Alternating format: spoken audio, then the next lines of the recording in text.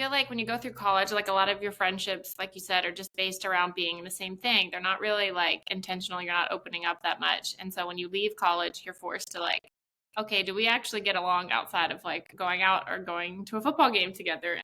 So I think what Social Steps has done is that it's obvious that all the people there like are coming because they don't have friends. Like it's already put out in the open that like we're looking for friends. I'm in a hard time or things like that. And so it's like it opens up the space for people to connect and be more vulnerable from the start. And I think that's helping the friendships grow faster.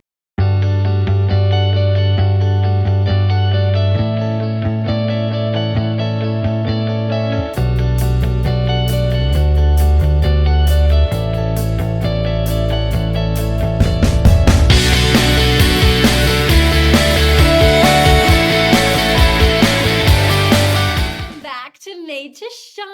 As you just heard in that awesome introduction, we are in for such a treat today. We have the beautiful, phenomenal, just doing so much good for the Atlanta community, Hannah Whitesell on with us today. And what I love about having her on and why she's on is she's doing such amazing things, and specifically the Atlanta community with something called Social Steps, which we're going to get you all introduced to.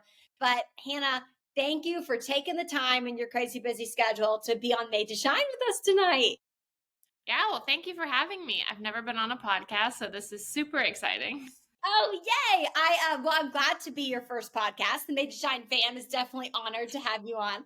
And something that I always love to remind people in the beginning, and just kind of aligns with why I wanted you on specifically, here at Made to Shine, as everyone knows, we believe everyone has a ministry. It's the way you live your life. It's the way you're walking to your college course and saying hello to somebody. It's the way you're being nice to the receptionist. It's not just allocated for preachers and pastors. And before I reached out to you, I always take time and pray about who I really want to trust to come on and share their heart. And what I love about connecting with people like you is what you're doing, it is ministry, but it's in a way that's not in a pulpit. It's not in a church setting, right? And it's just a way to bring people together in love and communion. And you're doing that through walking. And I just love that. And we're going to get into all of it. But before we do, Hannah, we have to start off this conversation the way I do every single Made to Shine conversation, which is, what is your favorite quote and why? Okay, putting me on the spot. I know. You didn't know this before, folks. They never do. This is actually an easy question. I have it framed on my wall in front of me. It says, I found that if you love life, life will love you right back. And I would say my why is because it serves as a reminder that what your mindset is what you will get out of life. So what you put into life is what you will get. So if you wake up every day and intentionally love and appreciate everything that you have and everything that is around you, then life is going to show you all those things. You're going to see more possibilities, more joy, more fulfillment. Yeah. If you wake up and you focus on all the negative, all you're going to see all day is just more negative, and it's a spiral effect. That's so true. And I love that you said being intentional, because maybe you're not like me, but my default is not to see the good. My default is to think about all the things that are wrong, all the anxieties of my to-do list, all the things I haven't done. Does the reason that quote inspires you so much, is it because you can relate to that? Or is it just kind of one of those, it speaks so true to what you already are? No, it's definitely to keep me from sticking to my negative mindset, because like everyone else, that does seem to be my first step, and I go straight to that, but I try to break out of it. Oh, yeah. And it's such a good pattern interrupter. I think we're all like that. I think all of our brains are wired towards what's not right and what's not going smooth in our lives. And so being intentional about just loving your life, I love that. And I think that's such a testament to what you've done, having moved. We were talking about this right before we hopped on, but you moved to Atlanta when? In March, you said? In March, on a whim, a 2-week notice. Okay. So this is what I find so fascinating. I told you before this, you get to, and I think scripture teaches us this, so much about the creation and why the creation is the way it is from learning about the creator. And so, of course, I want to talk about Social Steps. I want to talk about what you've created with this entire community in Atlanta in just a short amount of time. But to do that, I want to back up a little bit, because I think it's important to know the brains behind the brainchild. And so take us back, Hannah, in March. Why did you move to Atlanta on a whim? Where were you coming from? What were you feeling? All the things. So I had been living in Charlotte for about a year. I had moved there to do the whole find yourself, move to a city all alone and see if like that made life better. Before I was living with my parents and loved them to death, but like eventually I had to leave. So I moved to Charlotte and I didn't realize how hard living alone really was. So I had come from like always being with people. I lived in a house of like 5 girls during college and I moved back home with my parents. So I had never experienced like just being alone. And I moved there and quickly learned how hard it is. And I worked remote. So it's like, how do you meet people? And so I struggled that whole year to like make friends. I did make one really great friend in the hallway of my building. But other than that, I wasn't really leaving the house often. So when a year like came up, I was like, okay, I'm kind of ready to like do something new. I like felt very stuck. And my older brother lives here and he was like, come move to Atlanta. Like we have a bunch of friends here. We'll introduce you to a bunch. And I was like, you know what? Why not? So I came here and was happy to have my brother and his friends, but I didn't want to be the little sister just bugging her older brother all the time. So I was like, I got to do my own thing. And that was when I came here. And after a few months of being like super lonely, I decided to actually do something about it. Wow.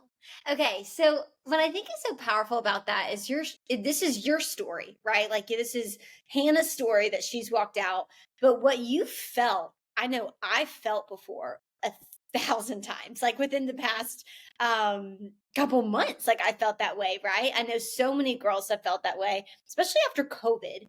It's been, Mm-hmm. it's just, and not only that, let's take COVID out of the equation. I think as an adult, no one talks. What year did you graduate? 2020. So I Okay. read it COVID. Okay, so we graduated the same year, and no one talks about just when you graduate in general. I feel like it's adult friendships they're hard. You to Mm-hmm. use your word from prior, you have to be intentional about it because in college, you are literally just in this, it's like attraction marketing. You are just there's friends walking around everywhere that you can meet Yes. and make in the hall in your dorm. When you're an adult, it's like, wait, how do I make friends again? Right. And so there's this kind of like, oh my gosh. I mean, is that like, take us back to Charlotte? Is that a little bit about what you were feeling? Or do you think it was more so just like the remote work situation? It definitely was a little bit of both. It was just, I kind of assumed you moved to a new city, like you'd make friends. Like you said, it's not something people talk about. So, like, I just guess I didn't think about it. Like, how will you meet friends? Because in college, like, you had shared classes, or I was in a sorority. So you would just, like, be friends with people there. But Mm-hmm. when you're an adult, those things don't happen if you don't work in an office, or if you're in an office with people that aren't necessarily in your age group, then it's like, Yeah. okay, well, now what do I do? And I tried lots of things. Like I would go to workout classes and I learned that like no one talks in a workout class. Everyone's in there to sweat and leave. But I'm laughing because I've done the same thing. the amount of girls who have told me they've done the exact same thing. I'm like, we all have the same mindset, but then we get there and we're quiet and we're shy. So Mm-hmm. that's why it's like you needed to speak up about it so that people are like, oh, we're all trying to make friends. So true. And I think it's not just, it's like I remember when I first went to college, and everyone told me this. They're like, the friends you make freshman year, they're not going to be the friends you have all 4 years. Because when you first Yep. went to college, you're desperate for friends. So you're going to be friends with anyone that's walking and breathing and will be nice to you back. And it doesn't matter if you click or not. You're just like, we're going to football games together. And then eventually you find your people. And I think it's the same with the adult in this new adult friendship making world where it's like, okay, at first you want friends. You're in a new city. Maybe you're like me. And I grew up in Atlanta my whole life, but you come back from college and realize I'm not as close with my old friends as I used to be because we're different people now. And so I'm having to meet new friends in a place I grew up, which is weird. But it's the filtering out process of, do I just make friends to make friends, or how do I find my people? And what I love about what you did is like you came to Atlanta. You were like, okay, I'm going to at least a place where I know some people and kind of have some places to put some feet in the ground on there. And then you did that. And then what happened? Because you obviously created this new thing that helped other people find their community. Talk to me about that season of life. So when I came here, I was like, there's so much to do in Atlanta. I was like, I want to do it all. But a lot of it, like I'm very outdoorsy. I want to do anything active and outside. And so I would like want to go on hikes and things, but I was like, I'm a single female. I was at the time. And I was like, I don't want to like go hiking in the woods alone. I feel like I'll get murdered. And so Honestly, great point. Great point. I was I like, mean, I'm all for going and doing things on your own. But I was like, hiking in the woods is just not on the top of safety that is list. number one. So, but I was like, there's so much I want to do, and I'm intentional about that. So, because I've learned, like, if you don't write everything out that you want to do, and actually make a point to do it, then it'll always stay on your bucket list. So, I made this huge Atlanta bucket list, and then I decided to put it on, like, I made a whole like Google Doc, and I decided to make that the activities from Social Steps. But first, it started from walking. So, I joined this group chat that I found through Instagram that was like a workout group, and in it I messaged, there was like a group for the girls who live in Atlanta from this like influencers workout page, and I messaged in it like, does anyone want to go for a walk in Atlanta? Like, I just moved here. And like 2 girls answered, and that weekend we met up to go for a walk, like literally strangers at Piedmont Park. And we went for a walk, and we were like, this was actually really fun. We walked for like 2 hours that day. And we made it a point. We were like, well, let's be intentional about this. Why don't we meet once a week and we'll go on a walk? And so every time we would see each other at the end of that session, end of that walk, we would plan the next walk. So we would know we were going to see each other again, because a lot of times you'll like meet a girl for coffee or something, and then like you just don't keep in touch. So we always made the next plan that night or that day. And so that just kept growing and kept growing. And I like had this idea. I was like, we would pass so many girls like walking alone. I was like, so many girls love to walk and are out here walking. Like, why don't we make this a thing? Like, I found y'all through the internet. Why don't I put this on the internet? And I was like, I'm just going to form an Instagram and like, let's just see what happens.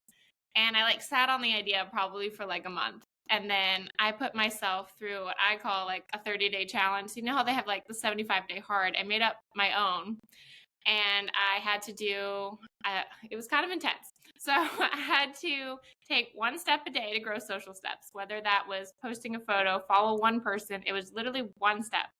And at first, like, it was kind of hard. And then like I got addicted to it. And it was like I was doing 10 steps a day. But I had to make one step to grow the page a day. I had to listen to one podcast. I had to read one chapter every single night instead of scrolling on my phone. I swore off boys for a month, and I had to journal. So, and I started my day with positive affirmations. It's a long list. But man, that whole thing like transformed my whole world in 30 days. holy cow. Okay, so many things. One, I just want to It was reemphasize. very intentional. Exactly. Okay, yeah. Going back to your quote about intentional, but I just want to everybody rewind and just listen again to, you got to get next steps on the calendar. That is like friendship advice, dating advice. I'm in sales. That's a sales cycle right there. Like, you don't get off a call unless your next call is on the calendar. It's just what happens because we get busy and things slip through the cracks if you don't. All that to say, what I love about kind of your story and what you're modeling by example is you didn't wait for someone to create what you needed. Like, you didn't wait for someone to create the solution to the problem that you saw. And I think that we get so in our heads about my purpose and what am I here for? And I feel like God is just saying, Annie, Hannah, Susan, what problems do you see in the world right now? I guarantee you someone else doesn't see that problem. I gave you eyes to see that problem. You're the solution for that problem. I mean, like, I'm talking to you right now and I'm thinking like, gosh, this was such a good idea. Darn it, why didn't I think about this? Or like when I hear about like, the Snuggie. Let's think about the Snuggie, not comparing yours to the Snuggie, but like inventions like that. I'm always like, why didn't I think about that? That's such a great idea. And it's because God gave people specific eyes to see problems that other people didn't see. And so, like, you actually acted on creating solution for this thing that you saw. And something that I love about your community and what you've built, especially on social, you're so intentional about showing why you don't have to be nervous to show up alone to social steps. Like, I see it's on your reels, it's everywhere. And I know for someone like myself, my friends always make fun of me. I'm the kind of person at parties or whatever, like I want to talk to everybody, but I like having what I call my home base or my anchor. Like I go with somebody and we end up not speaking to each other because we're meeting new people, but it's nice to go with someone. And I'm curious, like, why is it, are you so intentional about showcasing that it's okay to show up alone? Is that coming from like your own, you've been to things where you went to alone and you were like, this is so hard, this is terrible? Or because I can relate to that. I'm just curious what's kind of the inspiration behind that. It's definitely because that's how I used to feel. So when I lived in Charlotte, I actually checked my like Eventbrite history, and I had gone to 27 networking events while I lived in Charlotte because I was just Wow. trying to meet people, and I always went alone, even if I had someone to bring with, because I like to So push these are myself. professional or Mhm. friendship or both? So the reason they weren't really working is I was going to things with the idea of meeting people, but they weren't necessarily things that I was interested in. So like I would just go to like a random happy hour or something I found online because I was like, oh, that's a chance to meet people. But it wasn't something that necessarily interested me, which is where I was like, okay, I'm gonna have to start my own thing where I'm interested in. That way it'll attract people that are like-minded. Yeah. So that was why those events weren't really successful for me. But what happened is every time I went, I was forced to go up to people and walk into a room and not know anyone. So it pushed me way out of my comfort zone. And eventually it like became natural and I wasn't so intimidated because a lot of people are like surprised when I tell them I'm actually an introvert at heart. So people are all nervous coming to these walks, but I'm like, I stand up in front of 100 of y'all and have to talk. And I'm like, I am not a public speaker. This is like, that was shocking to me. On our walks jumped from like 30 people to 130 people in a week. And I literally stood up in front of everyone and I said, I have no idea what to say right now. I was not expecting this many people to come. I'm really anxious. Like, that is what I said because it was the truth. And I don't know. So I don't want people to like be nervous to be alone because it's like almost every single person in the room is. Totally. So what you said, it's funny. I also am an introvert. People are shocked by that. And I it's would because, have never guessed. yeah, people are always like, what? Because I do this podcast, I'm in sales, my job is talking.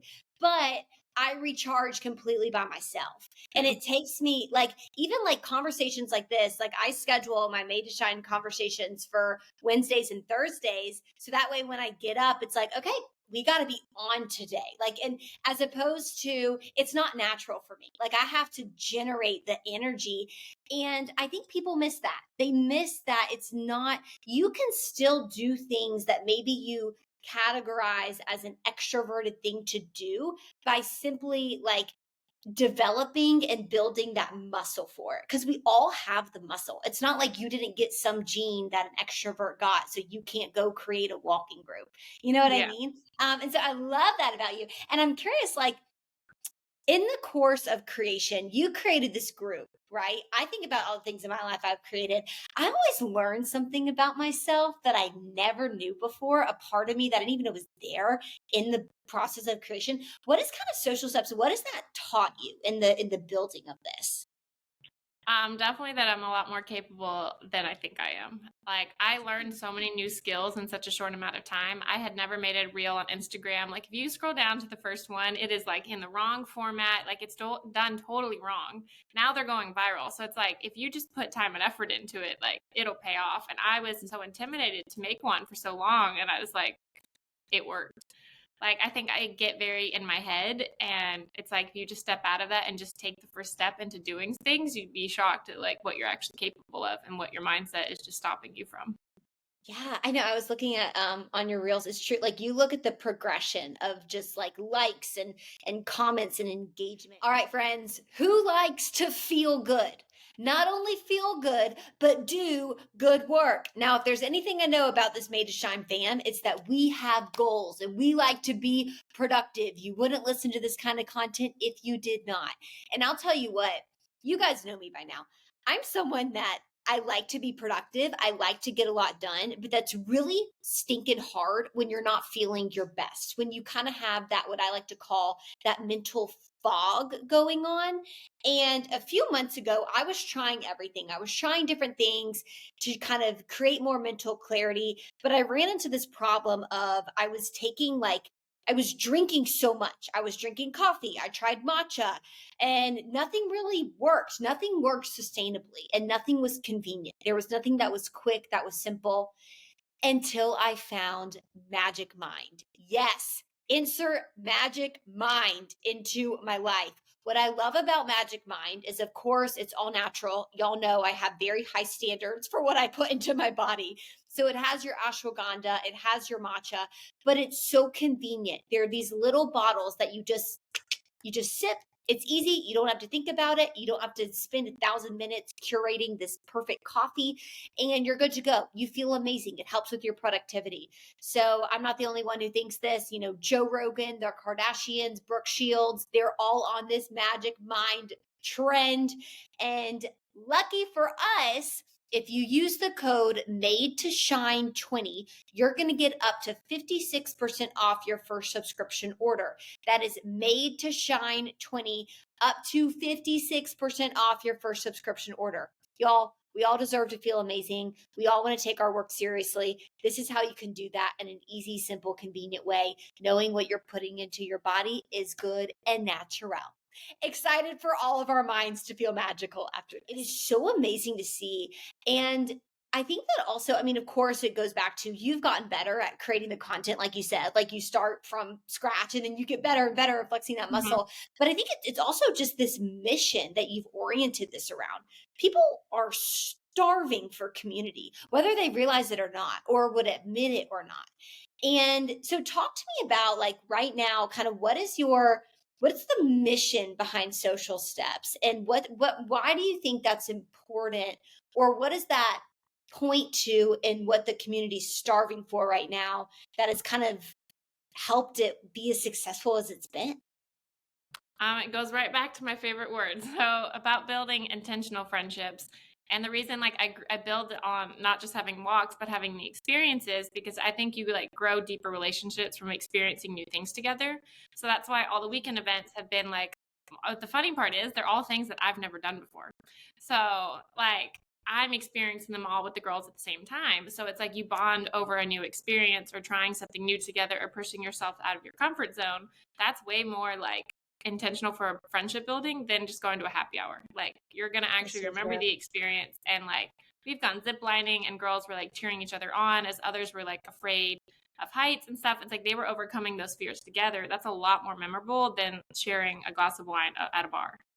So true. Not just like sharing a glass of wine at a bar, but I think just like having a Netflix night by yourself and chill. Like, because I think in my head, there's a phrase I love. It's like the cost of inaction. And I know for me, these past couple of months, I've been really intentional about friendships. Like my word for this year was community, which is funny. Like when I messaged you and reached out, I was like, this girl's doing that, just the coolest stuff.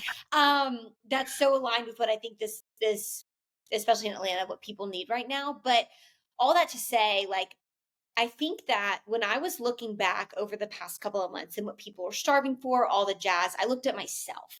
And what I was going through was it was after work, I was tired. Maybe there was like plans like in January or last December, plans to do something. And then I was just like, you know what? It's not going to be that big of a deal if I don't go. And so I wouldn't go. And then, but that adds up over time. And then you look at yourself and you're like, I don't have as many close, intimate relationships as I would like. So talk to me through like with what you've created, what would be, do you think, the cost of if you didn't create this, or even for yourself, like what's the cost of an action here? Like the cost of not making yourself go to these things and meet people.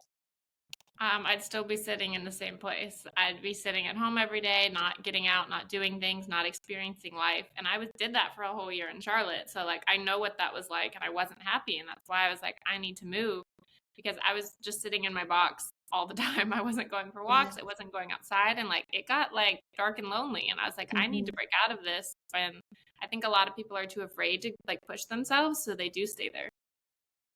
Yeah. And well, not that I love that you use those words, but I appreciate that you said that because I felt that way before too. And I don't think people talk about that enough. Like when you're not in community and when you don't have people, it is dark and it is lonely. And I just think back to sometimes we don't realize how good our life is supposed to feel. You talked about in the beginning, like loving your life, and that has to do with people. And as like a young, so we graduated the same year. As a young girl, I'm curious if you can relate to, because I know there's people listening in that have maybe walked through a season that I walked through where I had some trust issues with female friendships because I'd been burned in the past with gossip or judgment or jealousy or whatever have you. And so there was a season in my life in college where I was very at arm's length. Like I would go get dinner. We were good friends. We would get dinner once a week, all the jazz, but I was not one to show you my crying side or really lean on anybody because of that mistrust. I'm curious if that's something you can relate to, and if you can kind of speak to the importance of once you do find your people, like really being in that friendship fully and honestly. I definitely can relate to that. I feel like a lot of people can. Because I feel like when you go through college, like a lot of your friendships, like you said, are just based around being in the same thing. They're not really like intentional. You're not opening up that much. And so when you leave college, you're forced to like, okay, do we actually get along outside of like going out or going to a football game together? And like odds are probably not. So No. I think what Social Steps has done is that it's obvious that all the people there like are coming because they don't have friends. Like it's already put out in the open that like we're looking for friends. I'm in a hard time or things like that. So like that conversation's already started. And so I think when people come to the walks, that's normally what they say, like, oh, I just moved here. I don't know anyone. So it's like it opens up the space for people to connect and be more vulnerable from the start. And I think that's helping the friendships grow faster. Oh, I love that. Yeah, I didn't even think about it like that, but it is. It's kind of like attraction dark marketing. It's like a dating app. Like when you're on the dating app, you know that you're looking to go. I mean, I guess depending on which one you go on, you know, you're looking to have a date or a relationship of some sort. And so with this, it's kind of like that, but for friendships. Like that's what you helped create. You know? Yes. Oh my So gosh. yeah, I mean, Well, I think it's like honestly, like I went on and told everyone that I was lonely, so I think it made more acceptable for them to come say it because they were watching me say it in front of everyone. yeah. Is there something that just like in your experience of trying all these new things? I mean, y'all are everywhere. I love it. Y'all have discovered things about Atlanta that in my 25 years of being here, I'm like, I didn't even know that was a thing. I Um, literally spent like 3 hours researching everything in Atlanta, made a whole Google Doc, and it was gonna just be my Google Doc, and I was just gonna do it myself. And then I was like, well, that sounds lonely. I shouldn't do that. And at Mhm. first, I used the dating apps, and I had guys take me on dates to start experiencing Hey, things. girl, that's strategic right there. And then I was like, okay, this is fun, but like I'd rather be intentional with people that I want to consistently see with. And so that idea went away. And I'll tell you what, like I don't know if you can relate to this or if anyone listening can, but there is some kind of joy that comes from doing things with girlfriends. I mean, I There know is. like even on dates I've been on and I've gone on it and then I've done the same exact thing with like a group of girlfriends or even just one of my good friends and I'm like this was so much more fun. I don't know why, but it was. And I think I think it's too because the pressure is less. Like you're not probably trying to show up and impress. You're just trying to have fun. It's true. But I think also, you know, let's say you're doing something brand new with a brand new group of girls. That's a really good point right there. It's like take the pressure off. I mean, if you're and this is dating advice too, but if you're looking to make like a genuine connection with someone that's friendship wise, like take the pressure off and just let yourself be yourself and you're going to have a better time. Yeah. And what I love about what you've created is it's easier to do that when you're with a bunch of other people rather than sometimes just like that one-on-one interaction, which makes things so great. And I mean, as you mentioned, it went from like a group of 30 to a group of 130 overnight. And so I'm sure you've met so many different girls with so many different backgrounds. What has like in this specific community that you have with Social Steps in Atlanta, what has that taught you about your kind of your definition of what it means to be in community or what that looks like in your life that maybe you didn't have before or see as before? I definitely would say like letting people in. I was like always very independent. I was like, oh, I don't need friends. Like it's fine. I can just like do all these things on my own. And then as soon as I started like going on these walks and opening up to people and like having things to look forward to, it like changed my whole life and like made it more enjoyable. It's like, oh, I have things to look forward to. I have people to like catch up on my life instead of like just calling my mom all the time. So That's so true. it gave me more meaning to life. Was it hard at first to like when you started Social Steps, was it something that didn't come naturally at first? I think it actually was like easier at first because there weren't as many people. So when it was just a few, like, okay, I was talking to like 3 or 4 girls at a time. That was fine. But the ones that got large, like I started to get intimidated because I'm not a public speaker, and 100 people would look at me like, "Hi," and I'm like, "Hello, I don't know what to say." Oh my gosh, this is, But like I it just took love. practice, and now I stand in front of them every week, and like I'm a dork, but I talk to them, and I'm like each week I'm less and less nervous. Yeah. Well, no, but I mean, you look at Moses in the Bible. Like he literally was like, God, you got the wrong dude. Like I have a stutter, I have a stammer. I'm not a public speaker. You're gonna have to, and he, brings Joshua to help speak for him. But all that to say, like, God did not change his mind about Moses. He was like, no, you're the person I want. And I see that you do that with what you're doing right now. And I'm a big believer, like, God calls the willing, not the qualified. Like if you're just willing to do it and show up, then he can work through you. And he is working through you. And it's just so cool to see. And I want to get like really practical here. I'm all about practical advice. And you're in the inner scoop. So you know all these things. But there's naturally some people like you hit it off with and some people you don't hit it off with. You know what I mean? So even like in a group like social steps, I'm sure, if Susan came and Billy Joe came, I don't know if that's a girl name, but let's just say that's a girl name, they might not necessarily hit it off, but Susie might hit it off with Samantha over there.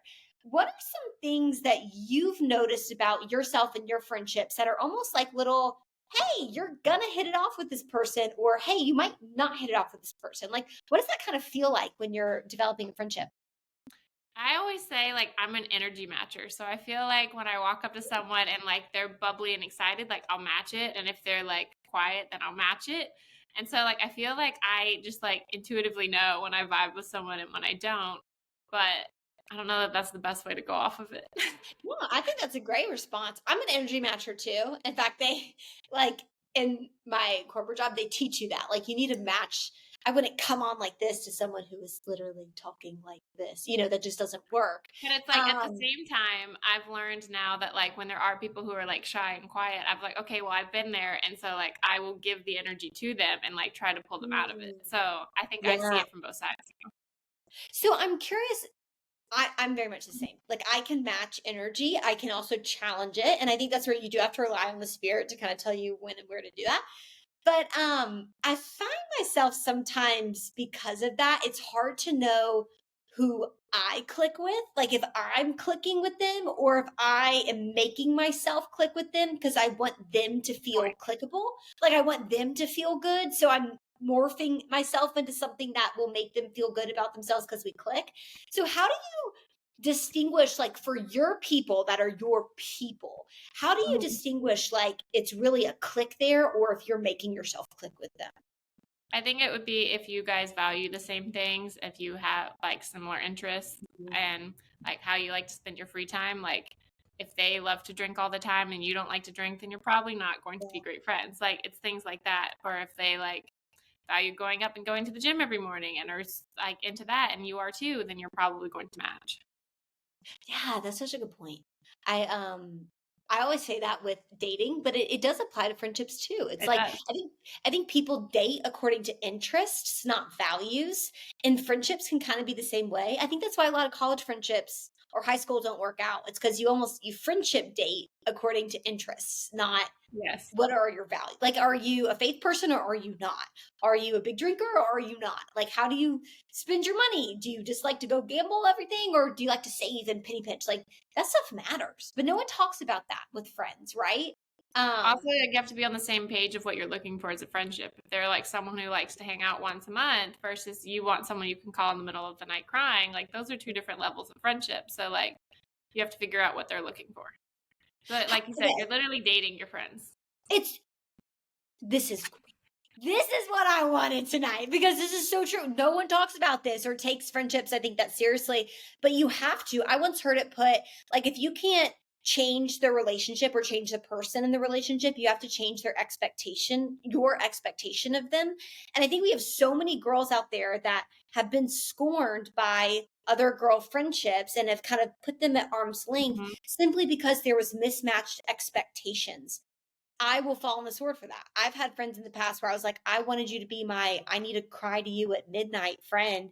And you weren't. You were my we'll go out and have a good time, maybe listen to Taylor Swift in the car friend, you know? Um, I so think how girls like also don't voice that. Like they don't voice what they're looking for.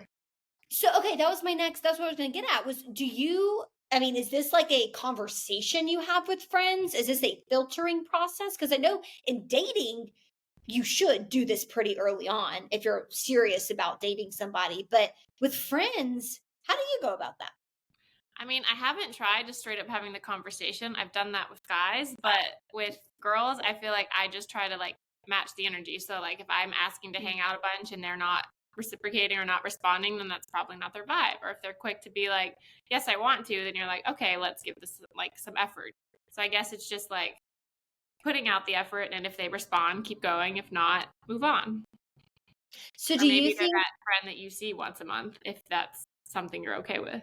yeah, do you think with friendships, it's like, you know, kind of the saying, I'll trust you until you give me a reason not to? Or is it trust has to be earned? I feel like I trust until I think I shouldn't. I do too. I do too. Um, yeah, I'm thinking about some of like my closest friends in my life right now. I think it is I'll trust you until you give me a reason not to. I try to like always see the good in people until I'm given a reason not to. I think that's a good trait. That's you loving your life intentionally right there and the people in it, right? I've I come think a long too, way in a year. I wasn't always like this. So but I think too, like my mom calls it your spidey senses. You get mhm. a little spidey sense that goes off like, okay, for example, if there's somebody that when they talk to me, they are always talking smack about someone else, my spidey senses go off because I'm like, well, are they talking about me like that to other people? So there are little, do you have other little like spidey senses or red flag things like that with friends that you kind of telltale sign that maybe you shouldn't be the midnight crying, I'm calling you friend? Yes, because you can like pay attention to the details of like if they're telling a story of like how they got in an argument with someone else or like something else that's going on in their life, like apply that to how that would happen to you, That's so if true. that makes sense. Yeah. The way that they talk about things they're interested in or passionate about, the way they describe other people's success, failures, I think it points so much back to their values that you mentioned before is so important to be aligned on. Like if they're not like genuinely happy for their friend like getting a raise or something, if they're Yeah. like you can pick up on the details like that. Yeah. And I think there's also such things like situational friendships. Like I've always noticed in my life, I've had friends where um we were friends because we both were so there was like a guy involved for them and I was their go-to person to talk about like dating plans or getting excited about and it was like our only means to that friendship was getting excited about this potential relationship for her. There was literally nothing else that were governed by our friendship and I think a good test for that is does that make up all of your dinner conversations? Does that make up all of your coffee conversations? Or what all do you talk about? Because it's got to be diverse. It can't Yeah. be just like a one ingredient salad over there. You need like a whole fruit salad going on. So that's so interesting. And I know we're coming up on time here.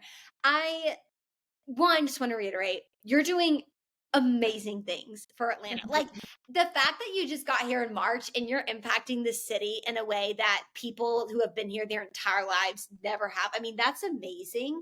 And I would love if you would just talk through like, what is your hope for people that come to social steps? How do you hope they leave feeling? I really hope that like they do make a friend because so many people tell me that they're lonely. I get so many messages like, "Thank you so much for this. Like, I have my best friend now," or like Wow. they're getting out of the house and like they've been lonely for like 6 months that they didn't know how else to meet people. It's like when I get those messages, I'm like, okay, this is making a difference.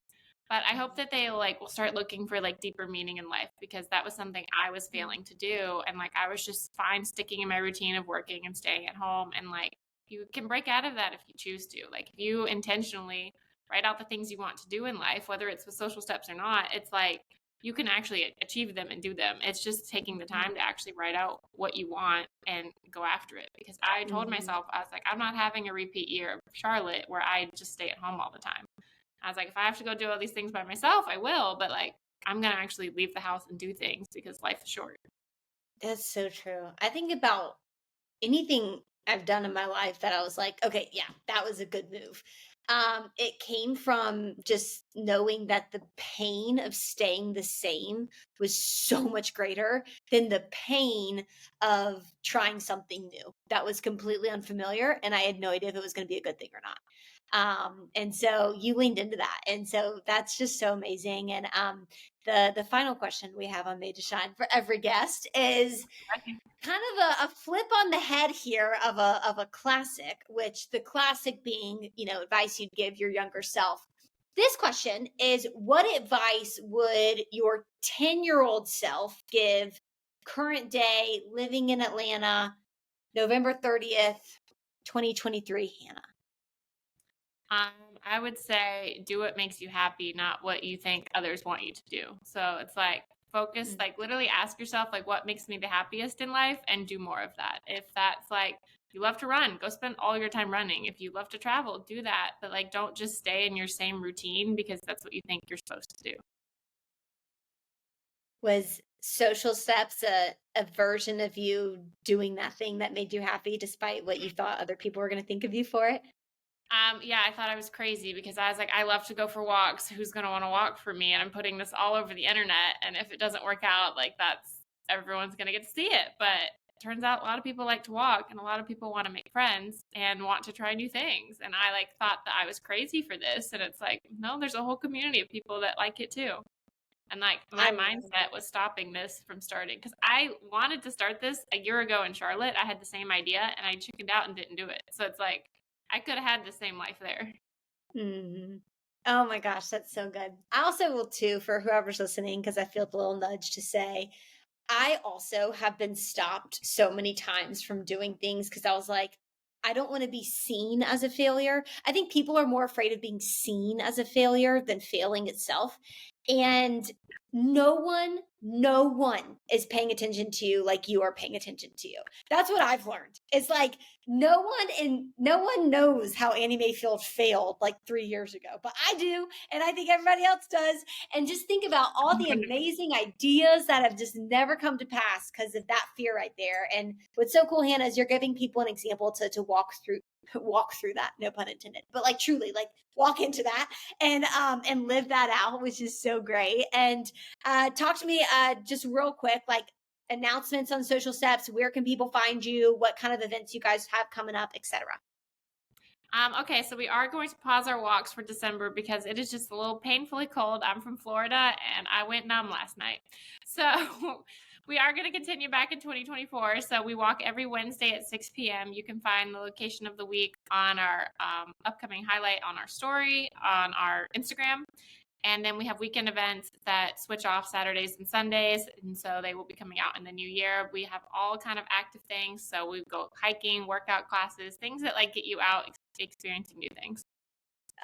I love it. Well, Hannah, thank you so much for all you're doing for the ATL community. I know there's a lot of ladies in this podcast that if they are in Atlanta, they're looking exactly for that, and especially some deeper and more connected friendships. And so again, thank you for your bravery to do what you've done and open up the doors for so many people to have the relationships they do now because of you. So thank you for being on Made to Shine. You were a delight. And I hope that this blessed you and encouraged you, reminded you that God gave you a unique light and it is your job to shine it in this world because we need you to.